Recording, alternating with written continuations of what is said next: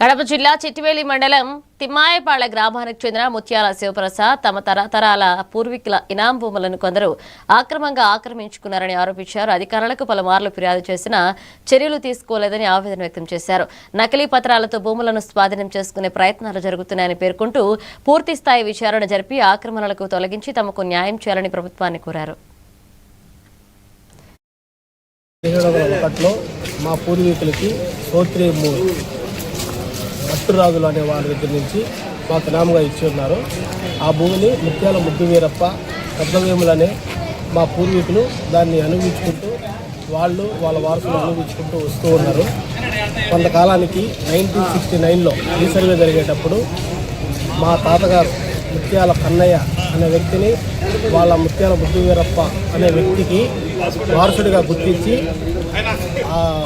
ఎఫ్ఎల్ఆర్కి సోత్రీందారుగా FLR ప్రకారం సోత్రీందారుగా నిర్ణయించారు.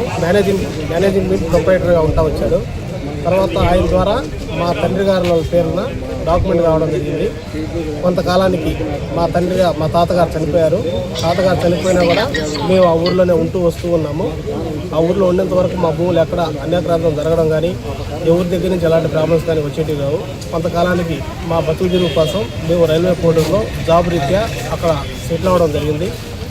తర్వాత అదును చూసుకొని మా ఊరికి సంబంధించిన చంద్రారెడ్డి గారు వాళ్ళకు సంబంధించిన బంధువులు చాలామంది మరికొంతమంది దొంగలు ఇలాంటి వాళ్ళందరూ మా భూముల్ని అన్ని ఆక్రమించి మామిడి తోటలు వేసుకొని ఫెన్స్ చేసుకొని వాళ్ళ స్వాధీన అనుభవంలో పెట్టుకోవడం జరిగింది. వాళ్ళ రికార్డు బట్టి తెచ్చేదిలా ఇప్పుడు ఎన్ని రోజుల నుంచి ఇంతమంది మేడం ఉంది. ఆ మేడం